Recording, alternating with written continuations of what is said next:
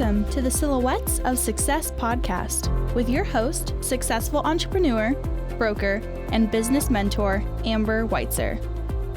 Because success comes in all shapes, sizes, and styles, the Silhouettes of Success podcast is shining the light on industrious women with a collection of curated conversations of intentional inspiration designed to inspire your heart, ignite your mind, feed your soul, and gift you with actionable insights directly from inspirational, everyday women who've shown tenacity, grit, and grace, having taken on the challenges in their lives and business and won.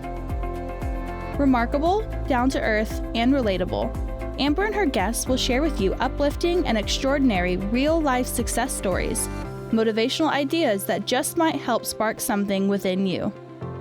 With the deepest desire to serve you, help you grow so you can begin to shine the light that will illuminate your very own silhouette of success. So, let's get to it. Hello, and welcome to the Amber Weitzer podcast, Silhouettes of Success. Today, it is a serious treat to be visiting with one of the most spirited, witty, and brilliant women in my world. She is both stunning and studious. She has over 30 years of experience in the field of financial services and is a frequent speaker on the subject of women and money. So please help me welcome Helen Stevens, certified financial planner and founder of Aspen Wealth Management. Hello, Helen. Good morning. Hello there. Helen, our visits are always feisty and fun, but more so today because we get to share your silhouette of success story. So thanks once again for joining us. I so appreciate you having me. Well, yeah, this is going to be fun. To help illustrate the early shaping of your silhouette of success, talk to us a little bit about your background, if you don't mind sharing. No, not at all. Like so many, when we come out of school, we don't exactly know what we want to do. I chose to go into commercial banking and was a commercial lender, went through my credit training program, and there I was at the ripe age of 23, and I was a commercial banker to very successful entrepreneurial middle market companies. So they were privately held companies, and at that time, the owners would come in to visit, and their questions were never about their commercial credit or their commercial cash flow. It was always about how do I, talking about their personal needs, their worries about wealth and their family.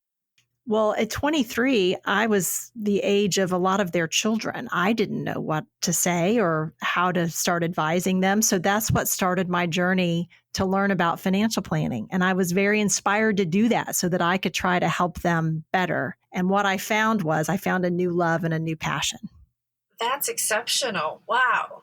To be able to discover that at 23. Yeah. Well, you never know where life is going to take you sometimes. We don't. We've got to open those doors and try to muster up the courage to do that a lot of times, speaking personally for me. So fast forward a little bit through your journey of your silhouette of success. You opened your own firm in 2011. Is that about right? That's right. At the end of 2011, and we started onboarding clients early 2012. So we're about to have a 10th anniversary this next year. That's incredible. I know. That is incredible. Wow. It's been amazing to watch your success in the time that we've known each other. But speak to that a little bit. When the path that you took and the steps, when did you realize that this was your time? It was really your time to, I call it go rogue in my world. Yes. I went independent, you know that, and strategically, but when did you know that it was your time to go out on your own? I was working for a family-owned financial planning and wealth management firm here, and felt like I had found my forever home, really. I loved my coworkers. I loved the clients. But there came a day when I felt like the direction of the firm became more product focused and not client focused, trying to drive profits through the selling of private placement type products that people really didn't understand, just didn't fit with my ethical code. And so I had a decision to make. I talked to the owner and I was very clear about my concerns. And of course, ethically, that's a really hard place to be. And basically, I was told to get in line. And that did not sit well with me. And anyone who knows me will laugh at that. And so, I talked to my husband about it and he says, well, you know what you need to do. And I'm like, yeah, but it's going to be really hard. And that's how Aspen Wealth Management was founded. And it was really a desire to do things differently. If I could have found a firm to tuck in with at the time, I probably would have done it. But there weren't any other real financial planning focused companies here in Fort Worth that were really doing true comprehensive financial planning. Everybody was about gathering assets and selling product. And that's not what I wanted. I wanted it to be about the client experience, just like you, Amber. I wanted it to be understanding the goals and the dreams of my clients and how to get there. And yes, investing money is a part of that, but it's only a part of that. It's not everything. And so I really founded Aspen out of necessity. I couldn't find anywhere else to go to work. Isn't that where we say amen? Yes. The risk taker in you, are you a strong risk taker or are you more of a conservative? Because was that a little bit of a stretch out of your comfort zone to do that? Or was it more fueled by just pure passion and knowing that there was a void that you wanted and needed to fill?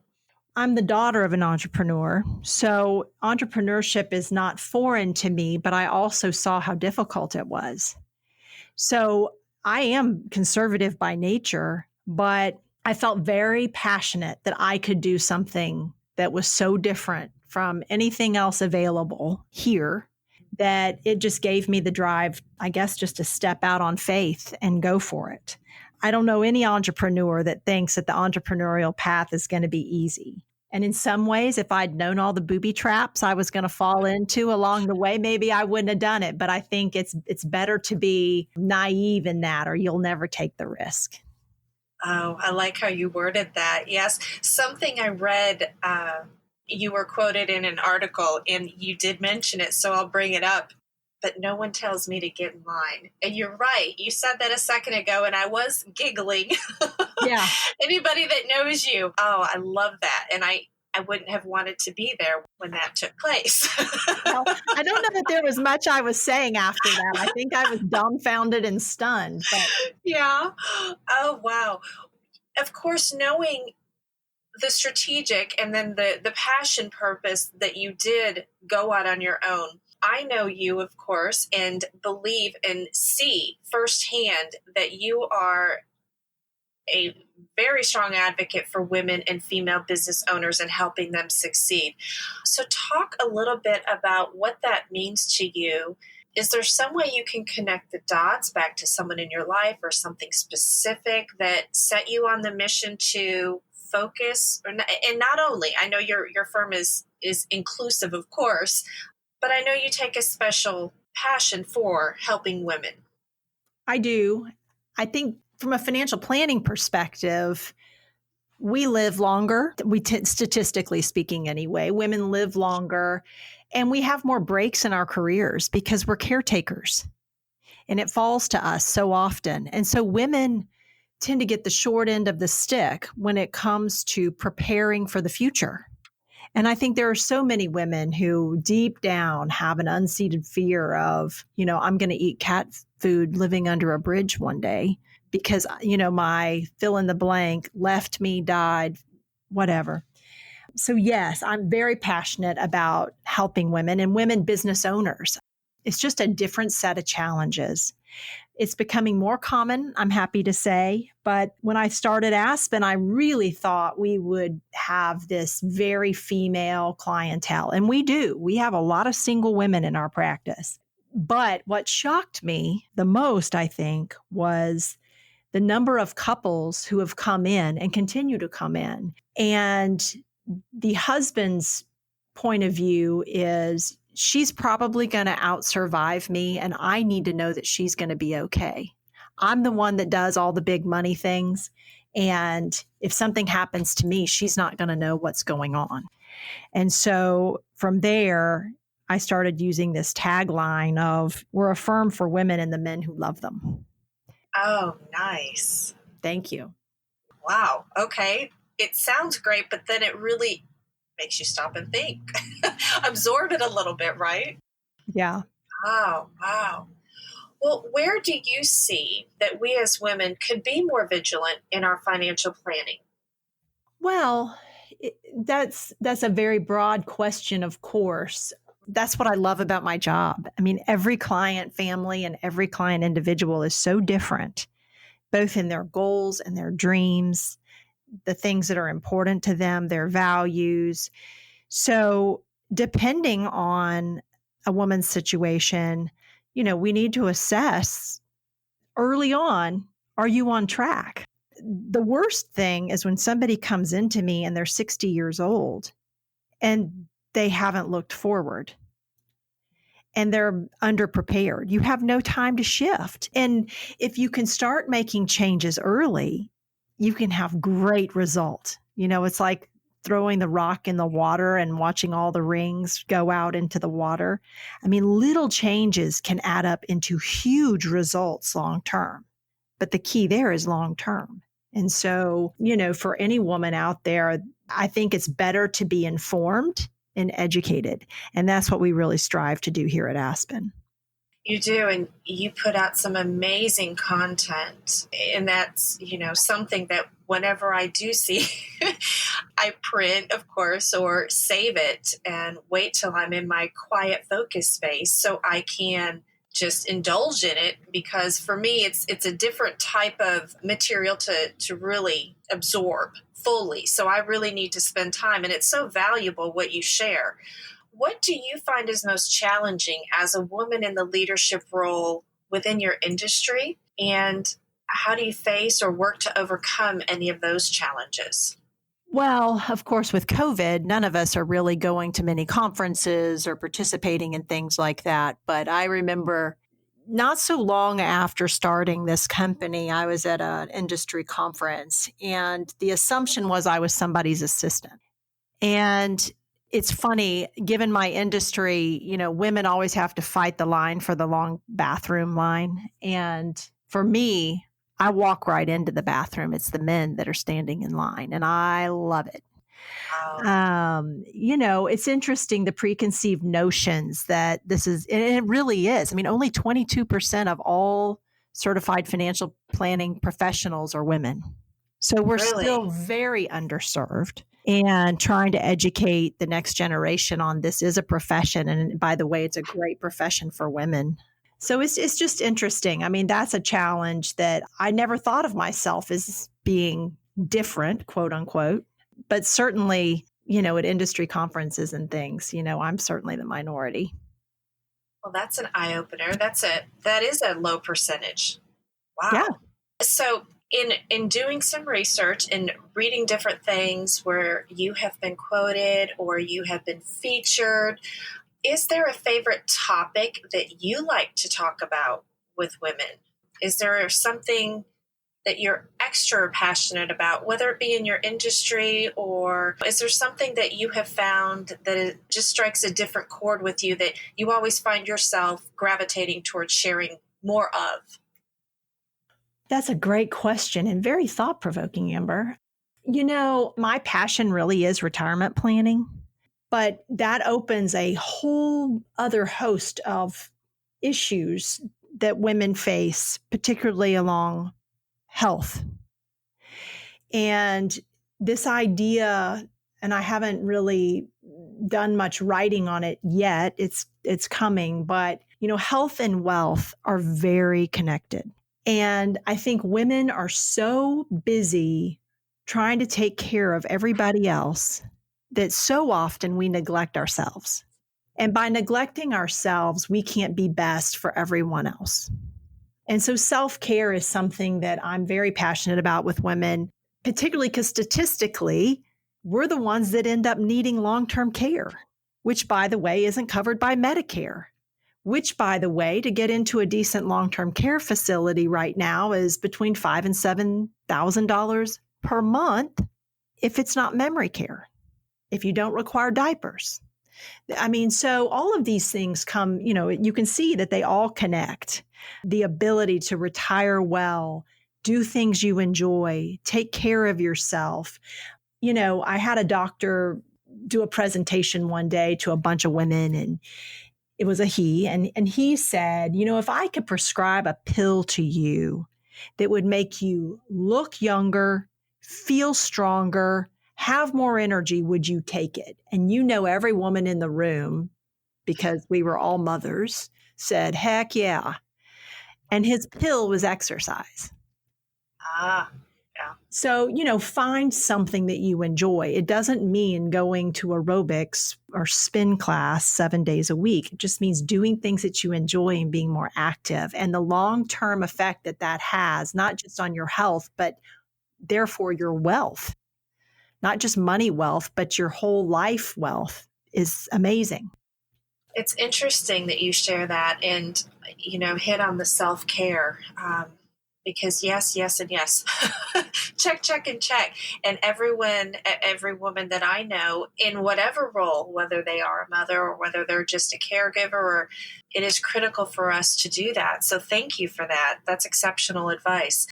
When speaking of self-care, how do you recharge and reset your mindset after emotionally exhausting situations or days, or how do you reset? That's an interesting journey for me. I'm a type A personality. I am wired pretty tight. And so I've had to learn healthy ways of dealing with stress. And I think I would say walk, walk, and walk. I live near a park that has great sidewalks. And so even if the weather's cruddy, grabbing my dog and going on a walk, in the fresh air, it just clears my mind and allows me just to kind of relax. And I don't even really think about anything. And that's the point, right? Or sitting by the water. I love going to the lake and just listening to the waves lap and just deep breathing and trying to let my mind rest. In this society, being busy is something that, I think people triumph over. I'm busier, than the next person. And I would say just the opposite is really critical, particularly for entrepreneurs, in that we are pretty hard charging people. And, we do live a little different types of stress than others. And so that downtime is what gives us the energy to be able to be creative and come up with new ideas and solve problems. So that's what I try to do. I try to bless myself with the downtime that's required so that I can be my best self for everyone, my employees, my clients, my family, and myself. Good for you. Yes, the water and tranquility of that. There is definitely something soothing. Being 53 helps. I think, I've gained a lot of perspective over the last decade of doing this. I wasn't very good at it in the beginning, but it's something that I've had to make sure that I build in both for my physical health and my mental health. It's an additional responsibility too, isn't it? To learn to do that so you can, as you say, be your best in those roles, that you've got that responsibility. Yeah, but it's still, I'm still learning. I'm still a work in progress. I believe. Oh, goodness. So as far as goals, whether it be personal or business, whether it's the vision goals, you spoke a little bit earlier about writings coming down the pike. How do you set goals for yourself? Or are you more methodical about it, or is it more of a vision plan? How do you set those goals?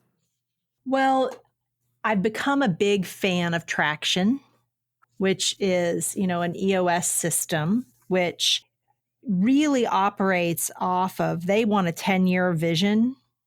That's too long for me. Personally, with technology changing, our business is very affected by tax law. So tax law can change on a dime, right? So to me, I work off of a 5-year plan and I work backwards.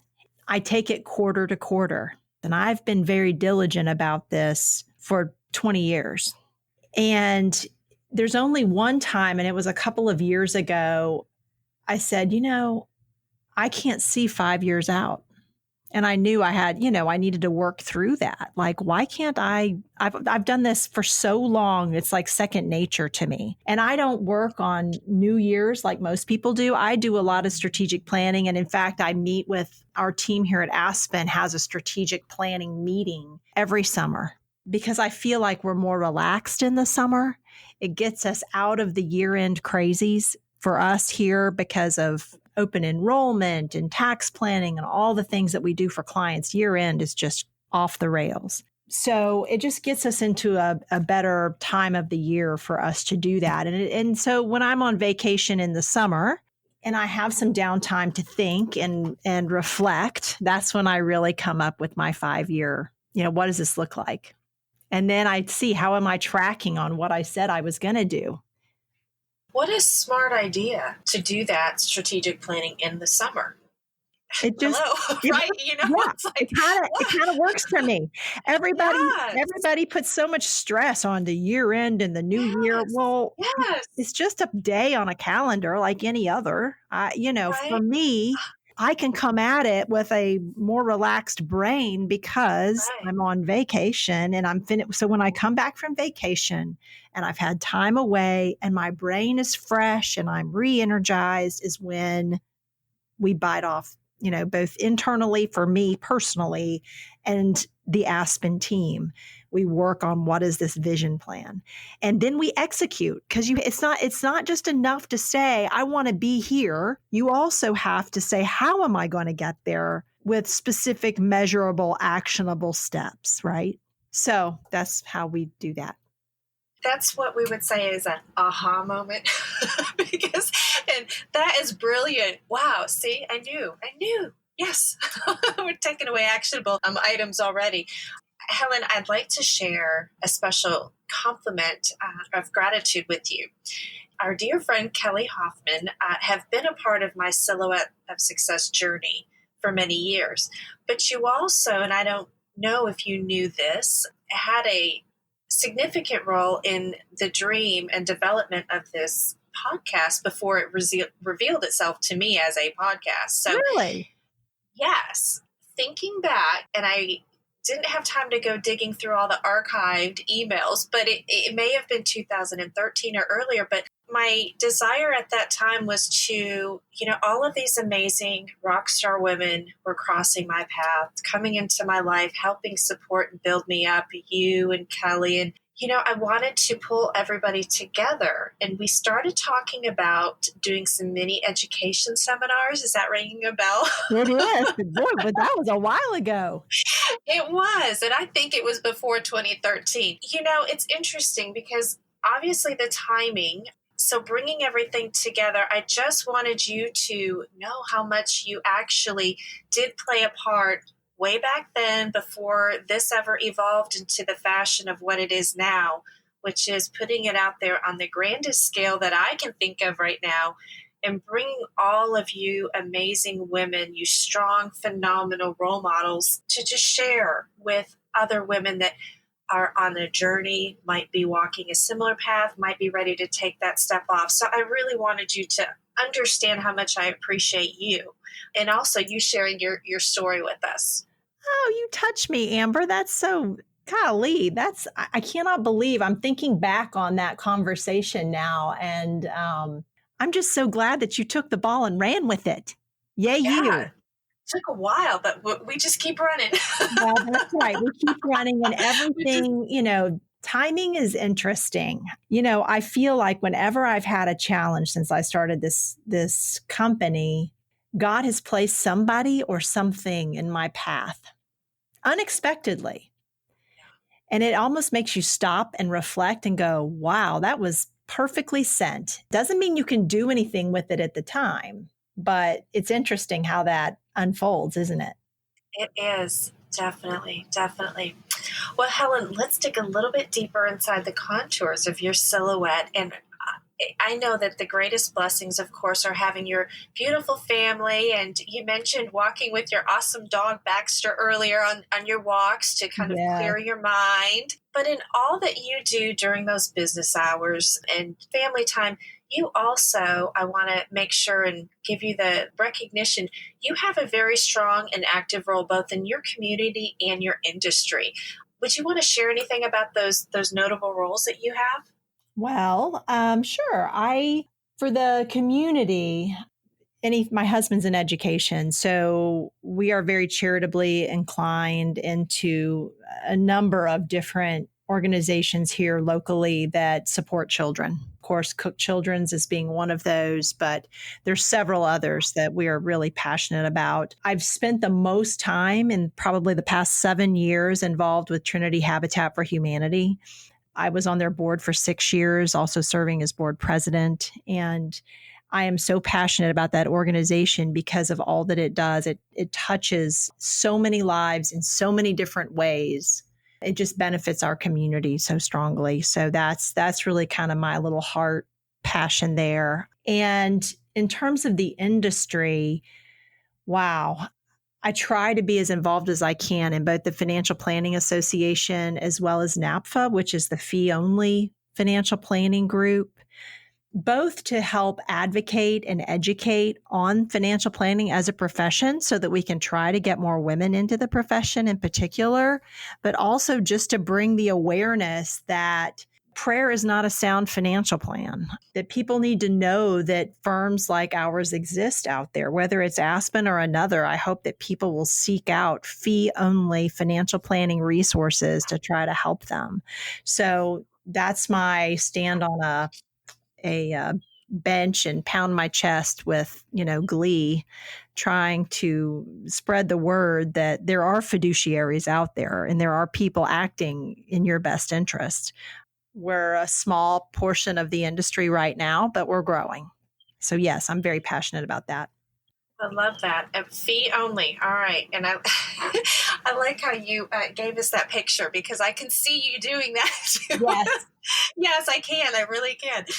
Hey, Helen, do you have a source of inspiration, whether it be a favorite author or book, whether is it someone you follow? Is there anybody that comes to the forefront of your mind that you'd want to share with our audience? I follow an industry leader. His name is Michael Kitsis, and he writes a lot of great content that if you're a geek like me for financial planning, you'd love, or for tax. But I wouldn't say he's necessarily my inspiration. I think I get my inspiration really from my coworkers. It's interesting. They fire me up when I come to work every day because they have this shared passion that I have for financial planning, but they also have the same heart for our clients that I feel like I possess. And that's not something that you can hire for, right? That's just something that either intrinsically somebody has it or they don't. Seeing them develop as professionals, but also getting the joy of seeing them grow their families and being involved with their kids, it makes me happy that I've stepped out on this path. What a blessing They because are. of your courage and the necessity and your passion and desire to absolutely turn the industry on its head and take control. I love it. Well, it's not just Yeah, about me and my family anymore, right. right? I have this awesome responsibility for them and their families. And that's a lot to carry some days, but that's why I just think they inspire me to keep plugging and doing more so that we can just continue to give these sweet families great lives. Well, you're a ball of fire. I know if Well, anybody can do thank it, I you. know it's you. I'm feeling Well, pretty relaxed right now. So the ball of fire may not come across as strongly as on the podcast as what you know, Amber, but oh, I love it. I love it. Well, Helen, it's always exciting, educational, and amusing to visit with you. And as we wrap up our visit and keeping my promise to share intentional inspiration, do you have one key go-to piece of advice that you'd like to share? I would tell fellow entrepreneurs just to always remember that you are your brand in all that you do. Even if you see me in Costco on a Saturday morning with no makeup on, I still very much am my brand. That's something that I kind of try to live by. That's amazing. Thank you. Thank you. Hey, and Helen, before we go, where can our audience go to connect with you on your socials or support you in your continued success? Oh, thank you. I would say the first and best place would be our website, which is www.aspenwealthmgmt.com. And there, if you really want to tune in to us more often, you can sign up for our Alexa skill, which is purposeful planning with Aspen Wealth Management. And you'll not only hear from me, but my coworkers as we share little tidbits every day of financial advice. And they are awesome tidbits. Thank you. Thank you. We'll make sure that we've got that all linked up for you with your podcast. Thank you. Helen, thank you once again for sharing your silhouette of success with us. You are a true role model and inspiration for us all. Well, you are for me as well, Amber. I'm so proud of you.